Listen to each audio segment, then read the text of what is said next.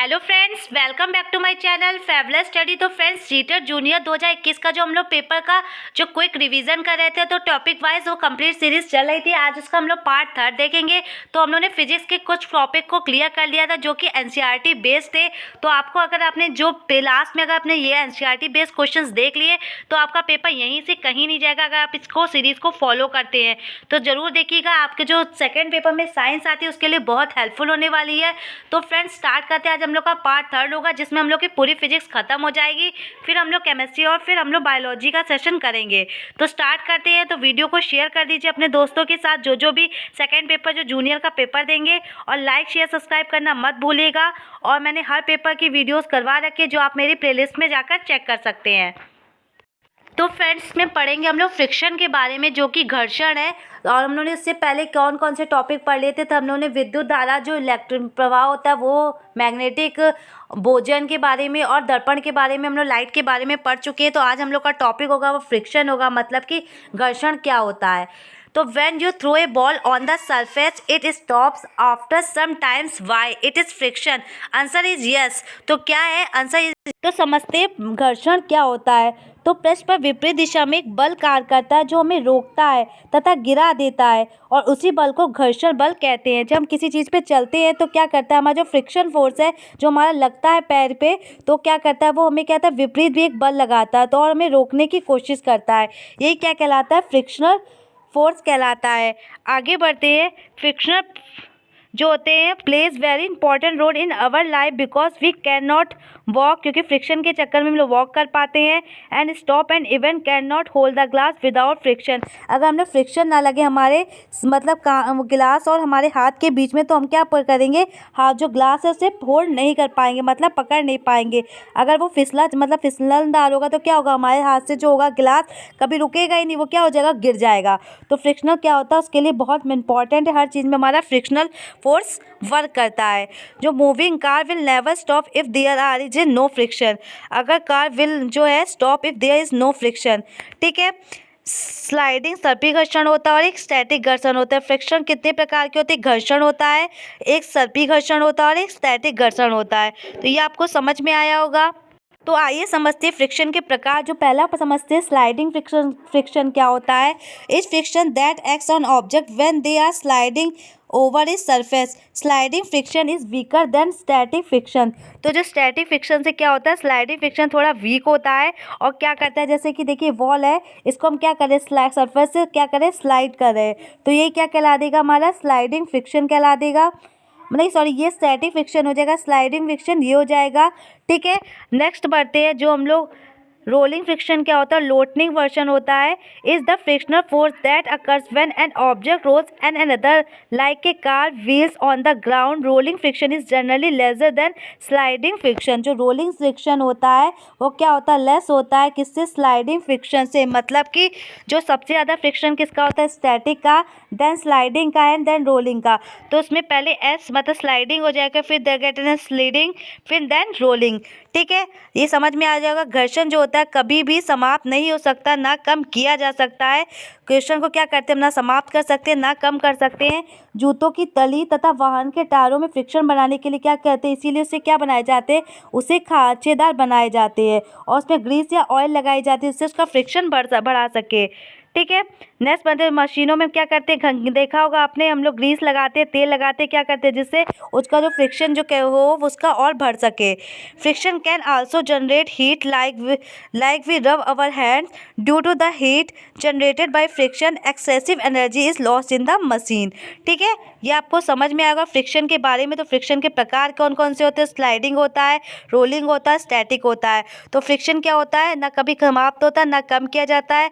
और जो जूतों की तली जो इसीलिए बनाई जाती है जिससे हम लोग ज़मीन पे चल सके। अगर उसको बिल्कुल प्लेन बना देंगे तो हम लोग क्या चल नहीं पाएंगे। तो सब में फ्रिक्शन कार्य करता है। फ्रिक्शन को मतलब बढ़ाने के लिए क्या करते हैं, जब देखा होगा ग्रीस लगाते हैं, जब साइकिल की चैन देखो फ्रिक्शन नहीं होता तो चल नहीं पाती है, तो हम लोग ग्रीस और तेल लगाते हैं।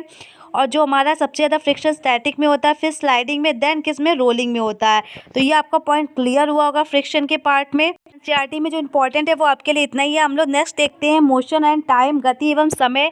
तो गति क्या होती है, समय के साथ किसी वस्तु की स्थिति में जो परिवर्तन होता है वो क्या कहलाता है, गति कहलाता है, बिल्कुल। Object can move in different way like circular, rectangular, oscillatory, periodic, rotational, etc. These are termed on the type of motion. तो मोशन के टाइप कौन से होते हैं? वृत्ताकार होता है, अनुदिश दोलन होता है, आवृत्ति होता है, घूर्णन होता है। ठीक है, बहुत टाइप होते हैं। In circular motion the body moves around certain body, for example earth moves around the sun. तो अर्थ जो है वो क्या करिए? सर्कुलर मोशन करिए किसके? Around the sun. In rotatory motion the body rotate in the own axis, for example earth rotates own in the own axis. Rotatory motion क्या करिए? अपनी अक्षों पे वो क्या करिए? अर्थ रोटेटरी मोशन कर रही है। तो याद होगा जो वो मतलब मोशन क्या होता है? समय के साथ जब वस्तु की गति में परिवर्तन होता है मोशन कहलाता है। मोशन अलग अलग टाइप के होते हैं, वृत्ताकार होता है, अनुदिश होता है, आवृत्ति होता है और घूर्णन होता है। सूर्य जो होता है मतलब जो वो चक्कर लगाता है, पृथ्वी जो सूर्य के चक्कर लगाती है क्या करती है? वो वृत्ताकार करती है, मतलब रोटेशनल सर्कुलर मोशन करती है। और जो पृथ्वी अपने अक्षों पे घूमती है वो क्या करती है? रोटेशनल मोशन करती है। तो ये सब याद रखिएगा। स्पीड समझते, स्पीड से आपका एक क्वेश्चन जरूर आता है, आपने देखा होगा। स्पीड से एक क्वेश्चन जो आता है वो क्या आता है? स्पीड के बारे में हम लोग समझते हैं, लिखा हुआ है स्पीड क्या होती है? The basic unit of speed is metre per second. क्या होती है? डिस्टेंस होती है एंड टाइम होती है। डिस्टेंस मतलब दूरी और समय, दूरी का क्या होता है? मीटर होता है और टाइम का क्या? सेकेंड होता है। इसीलिए उसकी यूनिट जो होती है वो मीटर पर सेकेंड होती है। And is the basic unit of time is second, जो कि मैंने आपको बता ही दिया। तो स्पीड का फॉर्मूला क्या होता है? डिस्टेंस बटे टाइम। तो डिस्टेंस और टाइम का जो रेशियो होता है वो क्या कहलाता है? स्पीड कहलाता है। इसकी जो याद रखिएगा इसकी यूनिट मीटर पर सेकेंड होती है। तो आई होप आपका क्लियर हुआ होगा। लिखा हुआ a body is uniform motion covers equal distances equal interval of time there is zero acceleration in uniform motion. तो यूनिफॉर्म क्या होता है? मोशन जब आपने देखा होगा कि जैसे हमें 10 मीटर की मतलब हमें 30 मीटर की जो है दूरी तय करनी है, तो क्या करता है? 1 मीटर में भी 10 वो चलता है, दूरी करता है, दूसरे में भी 10 मीटर करता है, तीसरे में भी 10 करता है। तो क्या होता है? आपने देखा होगा जो मोशन हो रहा है वो सभी में समान दूरी से हो रहा है और इक्वल टाइम में हो रहा है। तो यही हो जाएगा, क्या कहते हैं? 2 घंटे में इसने भी 10 मीटर, इसने भी 2 घंटे में 10 मीटर, इसने भी 2 घंटे में। तो क्या हो रहा है? मैं समान दूरी चली और समान टाइम इंटरवल में। तो ये क्या हो जाएगा? हमारा यूनिफॉर्म मोशन हो जाएगा। जबकि नॉन यूनिफॉर्म में क्या हो जाएगा? जो आपका 30 मीटर दूरी तो है, तो क्या कर रहा है वो? पहले के में 15 कर रहा है 1 घंटे में, दूसरे में 10 ही कर रहा है 2 घंटे में। ठीक है, तो ऐसे ऐसे वो क्या कर रहा है? पूरी फिर 5 कर रहा है। ठीक है, 1 घंटे में। तो क्या हो रहा है? जो उसका टाइम इंटरवल है वो अलग अलग हो रहा है और अलग अलग उससे हो रहा है। तो ये क्या हो जाएगी? असमान गति हो जाएगी।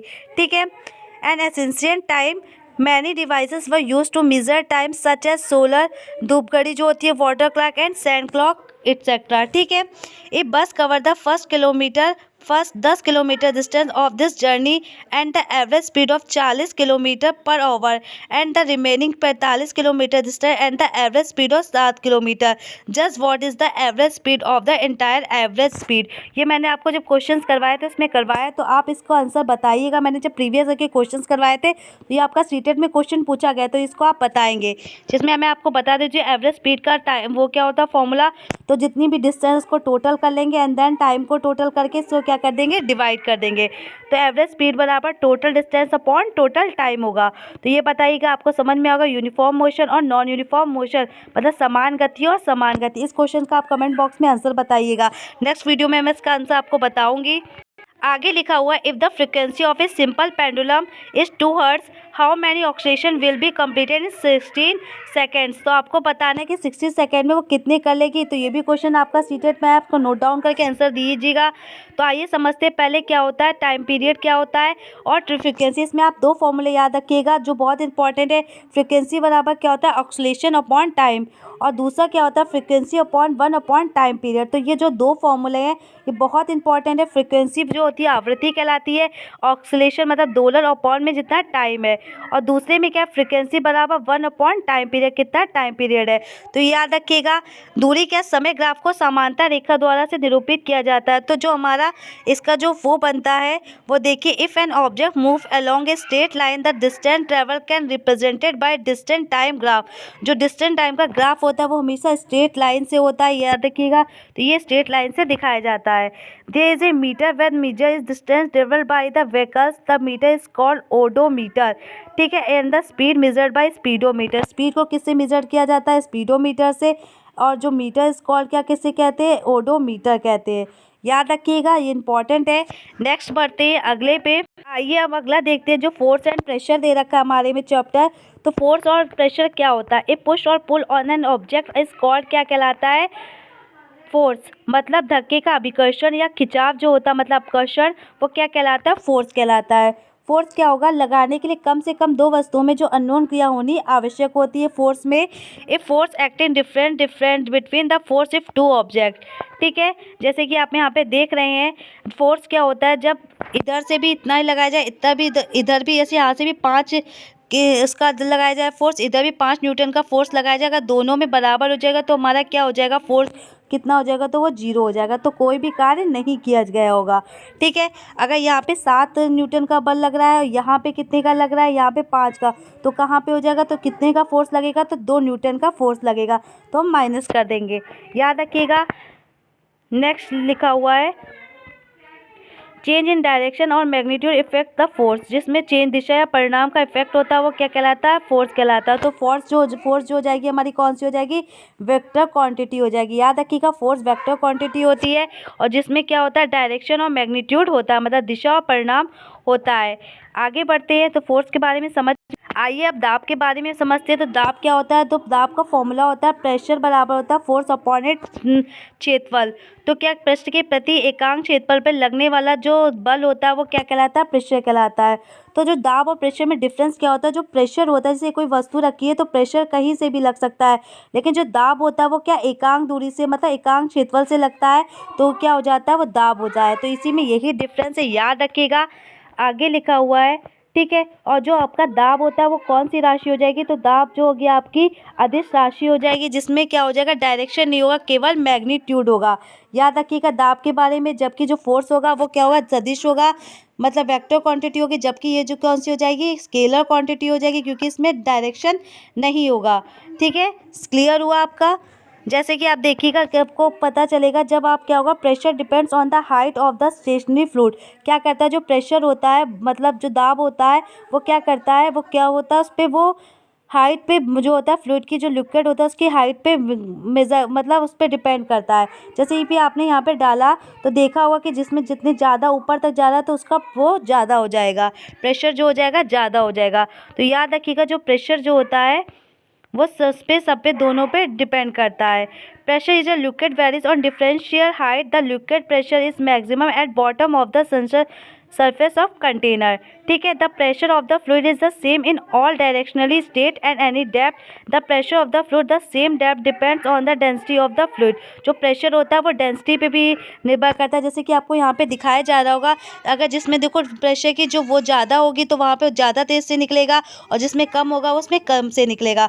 तो किस पे? डेंसिटी पे भी, मतलब उसके डेंसिटी पे भी निर्भर करता है। तो याद रखिएगा प्रेशर के बारे में क्या पढ़ा है। तो प्रेशर एक अदिश राशि है, जिसमें मैग्नीट्यूड होता है केवल। प्रेशर जितना भी ज़्यादा ऊपर तक मतलब जाएगा, जितना भी, वो किस पे डिपेंड करता है? हाइट पे डिपेंड करता है प्रेशर। ये याद रखिएगा, प्रेशर जो होता है वो डेंसिटी पे निर्भर करता है। तो ये समझ में आया होगा आपको। आगे पढ़ते हीट के बारे में। तो हीट क्या है? ऊष्मा ऊर्जा का वह रूप है जो विभिन्न तापांतरों पर दो पदार्थों के बीच स्थानांतरित करती है।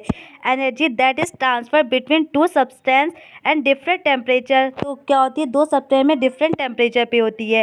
Heat always transfer from hot body to cold body. जो हीट होती है वो किससे ट्रांसफर होती है? गर्म से कोल्ड बॉडी की तरफ। Heat transfer in 3 ways. चालन विधि कंडक्शन कहते हैं, संवहन विधि को कन्वेक्शन कहते हैं, और विकिरण को रेडिएशन कहते हैं।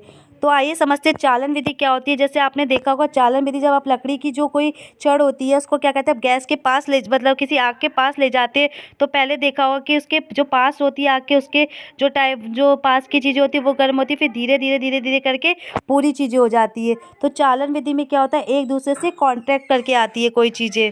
चालन विधि में आप याद रखेंगे कि क्या चीज़ें होंगी वो कॉन्ट्रैक्ट होकर क्या होंगी? वो गर्म होती जाएंगी, वो एक दूसरे का कंडक्शन कहते हैं। संवहन विधि में क्या होता है? जैसे कि आप किसी पानी को जब उबालते हैं तो आपने देखा होगा कि जो पहले क्या होता है, ऊपर का पानी बॉयल होता है, फिर वो जो उसके बबल्स होते हैं वो नीचे जाते हैं, फिर नीचे जो उसका स्थान छोड़ते हैं वो ऊपर चले जाते हैं। तो ये कौन सी विधि कहलाती है? संवहन विधि कहलाती है। और विकिरण विधि, रेडिएशन, जो सूर्य का प्रकाश जिससे आता है वो क्या कहलाता है?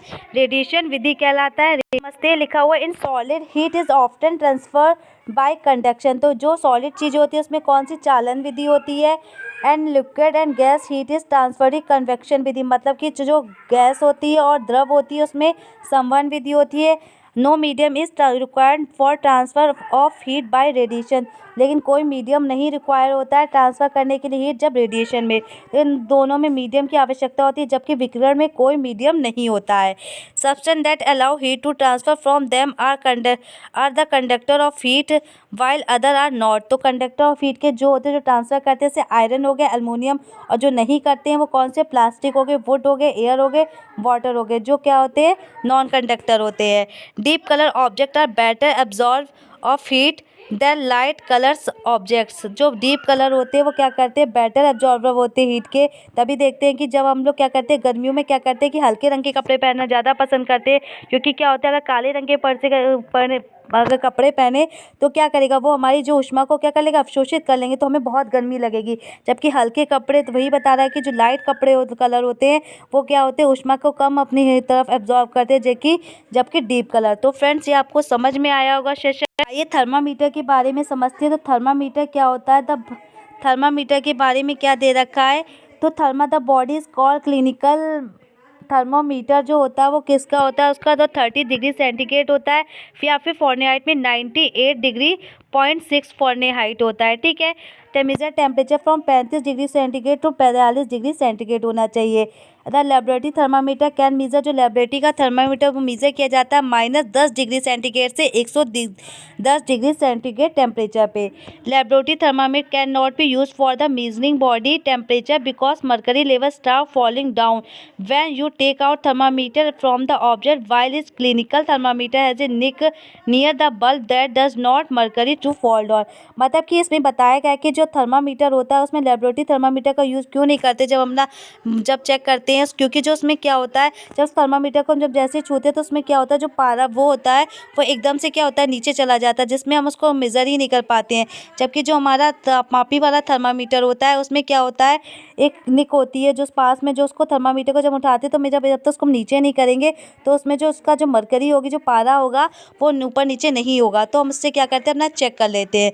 तो यही है, उसमें याद रखिएगा कितना मीज़र करते हैं लेबोरेटरी में, -10 डिग्री सेंटीग्रेड से 110 डिग्री सेंटीग्रेड, और जो कि हमारा वैसा होता है उसमें 35 डिग्री सेंटीग्रेड तो 42 डिग्री सेंटीग्रेड होता है। तो फ्रेंड्स, ये आपका टॉपिक जो फिजिक्स का क्लियर हो गया है। अब नेक्स्ट वीडियो हम लोग केमिस्ट्री करेंगे, तो वीडियो को लाइक शेयर सब्सक्राइब जरूर कर दीजिएगा। आपको समझ में आया, ये सब एनसीईआरटी में दे रखे थे, वही टॉपिक लीजिए तो आपका फर्स्ट रिवीजन बहुत अच्छा हुआ होगा। Thank you for watching. Thank you friends.